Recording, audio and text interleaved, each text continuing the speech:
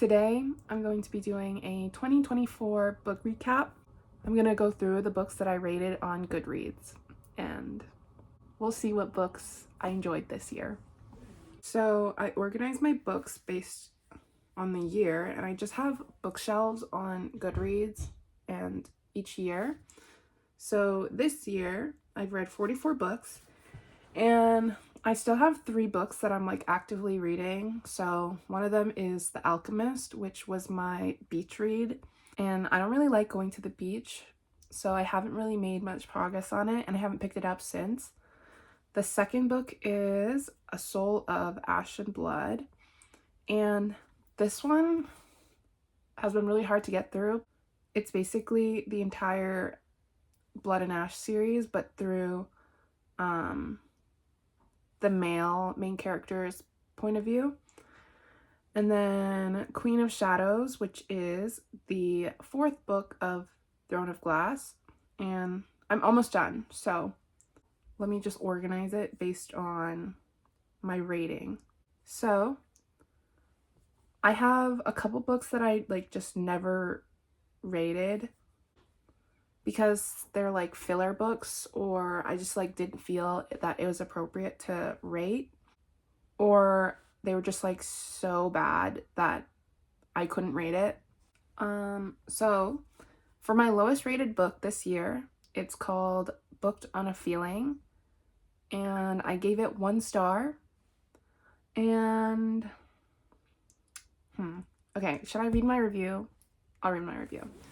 Whenever I read a book, I always try to read the rest of the series. This book is so bad, I wasn't even tempted to read the others. I finished the book out of spite. The characters are 30 years old, but they're written like college freshmen. And the way things are described makes me want to slam my iPad into a wall. The mom storyline is so frustrating and ends abruptly, and the relationship goes from 0 to 70 to 0 to 200. I feel like this was so poorly developed and written by a high school romance fan, but even actual high schoolers might write a better story than this one. Which is such a harsh review, but it's just how I feel. It was so bad. I think what makes a 5-star book is that the characters have character development, and then their storylines are emotional and they make sense. Sometimes things happen and it's just why did that happen? Where did that come from? And I hate when that happens. So for my 5-star books, I have Iron Flame, which is the 2nd book to Fourth Wing. And I didn't write a review because I wanted to gather my thoughts before I wrote a review for it, because it was my first 5-star book of the year. So I just never wrote the review because now I'm I'm dreading writing the review. Anyways, my next 5-star book is Heir of Fire, which is the 3rd book of Throne of Glass. And I really, really enjoyed Throne of Glass, so far. I think it's really good.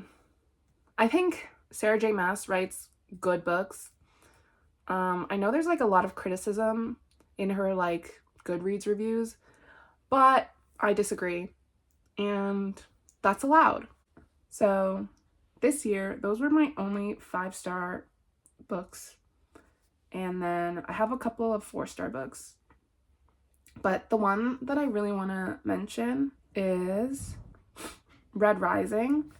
It's very dystopian, and it was really hard to get into, but as you were reading, it got a lot better and it was easier to understand. And I don't know, you just want to root for the main character in this story.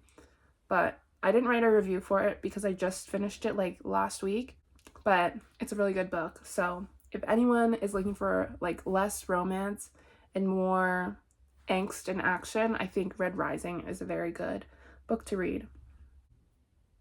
Okay, I think those are all the books that I wanted to mention. That's my 2024 book recap. But anyways, if you have book recommendations, feel free to leave them in the comments or message me them. Or if you want to know what my Goodreads is, then you can ask for that and I'll give it to you. Okay, bye!